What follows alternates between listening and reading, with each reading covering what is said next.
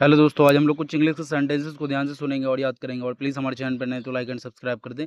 Being होने के नाते, छात्र होने के नाते मैं रोजाना कुछ सीखता हूँ। Being a student I learn something daily. अध्यापक होने के नाते मैं अपने छात्रों से प्यार करता हूँ। Being a teacher I love my students.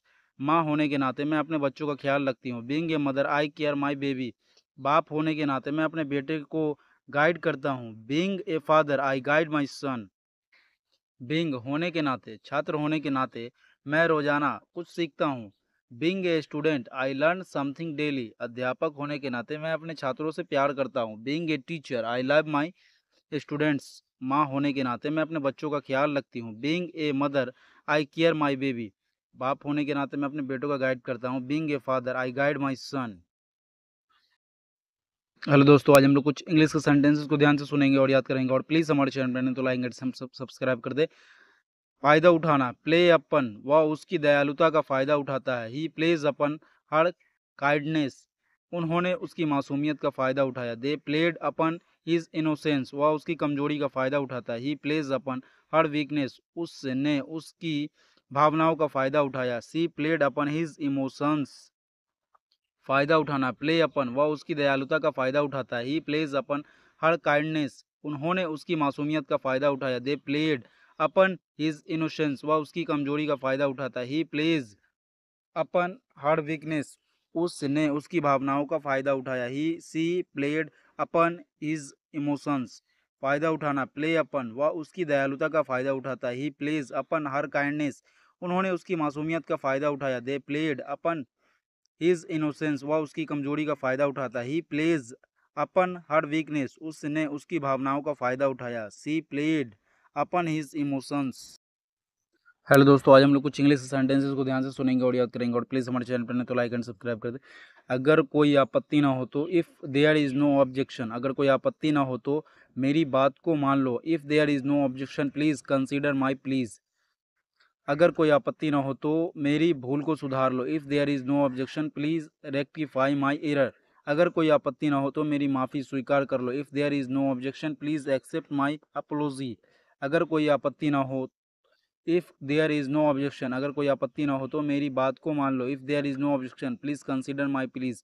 अगर कोई आपत्ति ना हो तो मेरी भूल को सुधार लो। If there is no objection please rectify my error. अगर कोई आपत्ति ना हो तो मेरी माफ़ी स्वीकार कर लो। If there is no objection please accept my apology.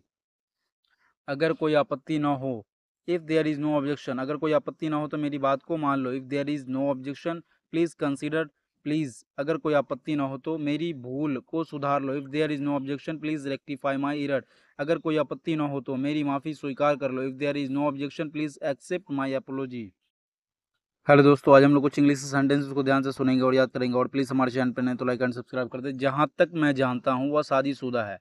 As far as I know she is married. जहाँ तक मुझे पता है वह एक अच्छा लड़का है। As far as I know he is a good boy. जहाँ तक मुझे याद है तुम्हारे पास एक कार थी। As far as I remember you had a car. जहाँ तक मुझे लगता है वह एक अक्लमंद लड़की है। As far as I think she is an intelligent girl. जहाँ तक मुझे लगता है वह आज यहाँ नहीं आएगी।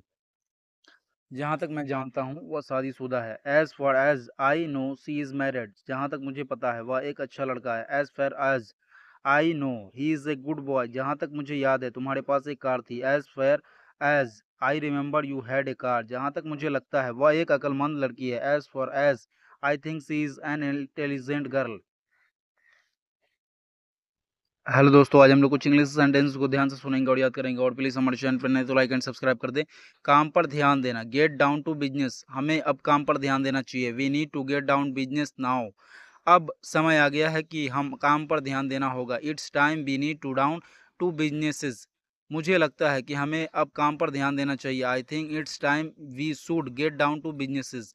हमें अपने लक्ष्य को प्राप्त करने के लिए काम पर ध्यान देना होगा। We need to get down to business to achieve our goals. काम पर ध्यान देना, गेट डाउन टू बिजनेस। हमें अब काम पर ध्यान देना चाहिए। We need to get down to business now. अब समय आ गया है कि हम काम पर ध्यान देना होगा। It's time we need to get down to business. मुझे लगता है कि अब हमें अब काम पर ध्यान देना चाहिए। I think it's time we should get down to business. हमें अपने लक्ष्य को प्राप्त करने के लिए काम पर ध्यान देना होगा। Get we need to get down business to achieve our goals.